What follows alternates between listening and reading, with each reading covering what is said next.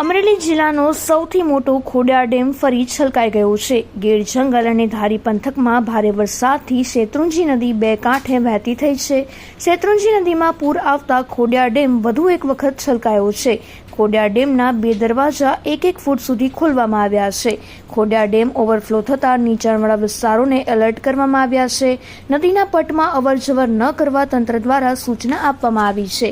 અમરેલી અને ભાવનગર જિલ્લાના કુલ 46 ગામોને તંત્ર દ્વારા સાવચેત રહેવાની સૂચના આપવામાં આવી છે।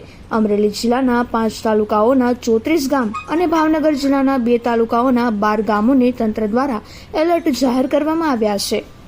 આજરોજ અમરેલી જિલ્લામાં હવામાન વિભાગની આગાહી પ્રમાણે ધારી અને ગીર વિસ્તારમાં આજે ધોધમાર વરસાદ સવારથી વરસી રહ્યો છે। આપણે દ્રશ્યો બતાવીશ કે ધારીનો જે ખોડિયાર ડેમ છે એ આજે બીજી વાર ઓવરફ્લો થયો છે। 1-1 ફૂટ 2 દરવાજા ખોલવામાં આવ્યા છે।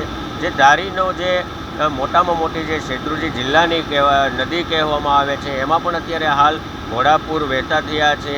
ધારી શેત્રુંજી સિવાયની અનેક એવી નદીઓ છે કે હેમરાજિયા છે, પિલુકિયો નદી છે, ત્યાં પણ ચેક ડેમ છલકાઈને પાણી અત્યારે વહેતા થયા છે અને તે ડાયરેક્ટ સીધું આવે છે ધારીના ખોડિયાર ડેમમાં। ખોડિયાર ડેમ ઓવરફ્લો થતાની સાથે જ તંત્ર દ્વારા અમરેલી અને ભાવનગર જિલ્લાના નીચાણના જે ગ્રામ્ય વિસ્તાર છે તેને પણ એલર્ટ કરાયા છે।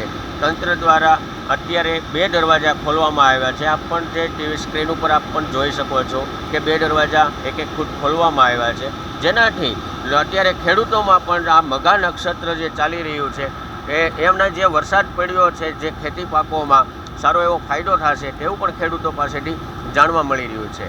ટીનુ લલિયા।